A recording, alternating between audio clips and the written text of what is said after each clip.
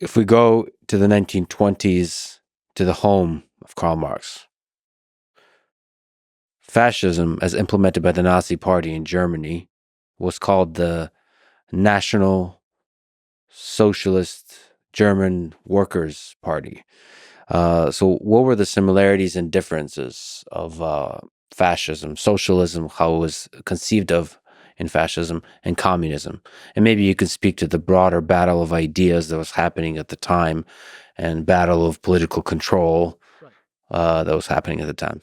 Well, I mean, there's a whole bunch of terms that are in play here, right? And when we speak of fascism, fascism in its original sense is a radical movement founded in Italy, which, though it had been allegedly on the winning side of World War I, is disappointed with the lack of rise in national prestige and territory that commences after the end of the war.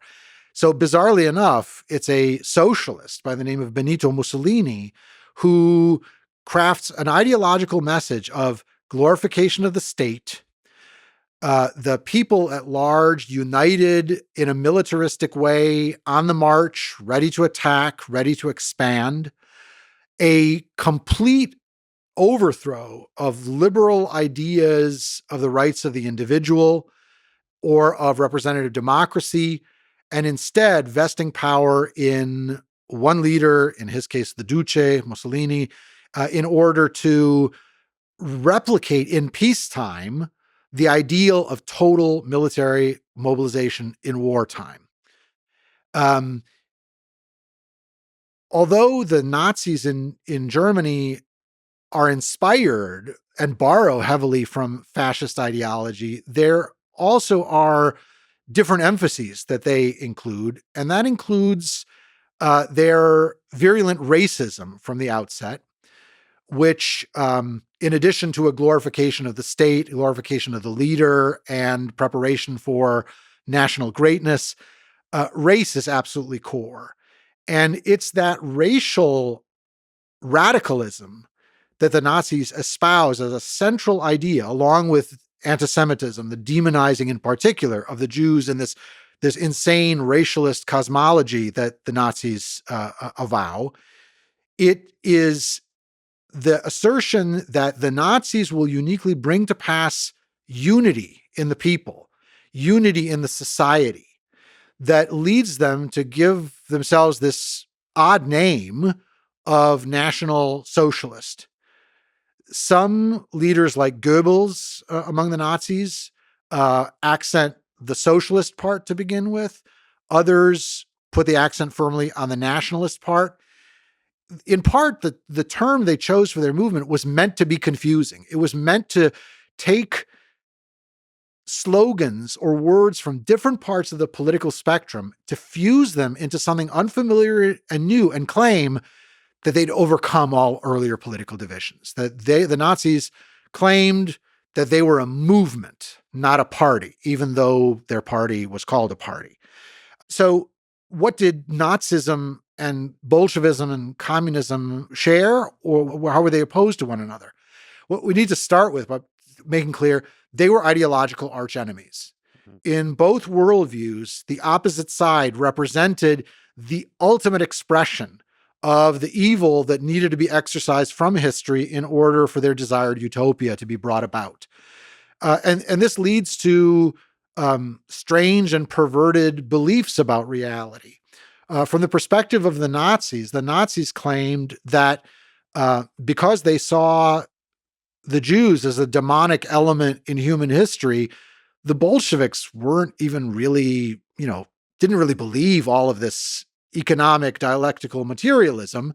They were, in fact, a racial conspiracy, it was alleged.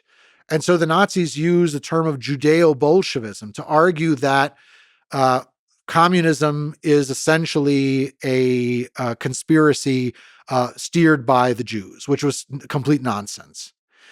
For their part, the communists, and from the perspective of the Soviet Union, the Nazis were in essence a super capitalist conspiracy. If the cosmological enemy are the capitalists and the owners, the exploiters, then all of the rigmarole about race and nationalism are distractions. They're meant to fool the poor saps who enlist in that movement. It's essentially steered by capitalist owners who, it is claimed, are reduced to this desperate expedient of coming up with this thuggish party that represents the last gasp of capitalism. So bizarrely enough, from the communist perspective, the rise of the Nazis can be interpreted as a good sign because it means that capitalism is almost done, because this is the last undisguised, naked face of capitalism nearing its end. So the other, beyond this ideological total opposition in terms of their hoped for futures, the reality is that there were aspects that were shared on either side. And that included the conviction that they could agree that the age of democracy was done, and that the 19th century had had its day with experiments with representative democracy, the claims of human rights, classical liberal ideas, and all of this had been revealed as bankrupt. It had gotten you what? It got you first the First World War as a total conflict, leaving tens of millions dead, and then economically the Great Depression, showing that the end was not far away. This produced, at one and the same time, both ideological opposition and instances of vastly cynical cooperation. In terms of the Weimar Republic, it's obvious with the benefit of hindsight that German democracy had ceased to function even before Hitler comes to power. But in the process of making democracy unworkable in Germany, the extremes, the Nazi stormtrooper army with their brown shirts and the communist street fighters, had cooperated in heightening an atmosphere of civil war that left people searching for desperate expedients in the last days of the Weimar Republic. The most compelling case of their cooperation was the signing of the Nazi-Soviet pact on August 23rd, 1939, which enables Hitler to start World War II. A non-aggression pact in official terms. It contains secret clauses whereby the Nazis and the Soviets, meeting in Moscow under Stalin's wary eye, had agreed on territorial division of Eastern Europe and making common cause, as each claiming to be the winner of the future. So in spite of their oppositions, these were regimes that were able, very cynically, to work together to dire effect.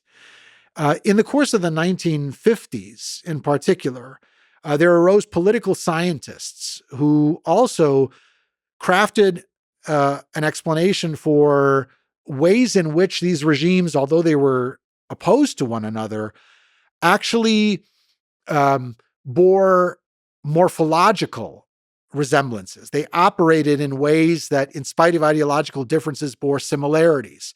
And such political scientists, Hannah Arendt, chief among them, crafted a model called totalitarianism, borrowing a term that the fascists had liked about themselves, to define regimes like the Nazis, like Stalin's Soviet Union, for a new kind of dictatorship that was not a backwards cast revival of ancient barbarism, but was something new, a new form of dictatorship that laid total claims on hearts and minds, that didn't want just passive obedience, but wanted fanatical loyalty, that combined fear with compulsion in order to generate belief in a system, or at the very least, atomize the masses to the point where they would go along with the plans of the regime.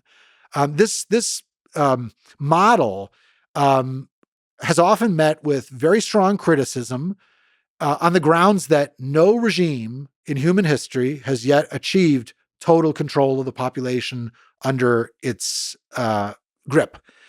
That's true, but that's not what Hannah Arendt was saying. Hannah Arendt was saying there will always be inefficiencies, there will be resistance, there will be divergences. What was new was not the alleged achievement of total control. It was the ambition, the articulation of the ambition that it might be possible to exercise such fundamental and thoroughgoing control of entire populations. And the final frightening thought that Arendt kept before her was, what if this is not a model that comes to us from benighted, uncivilized ages? What if this is what the future is going to look like? That's a horrifying intuition.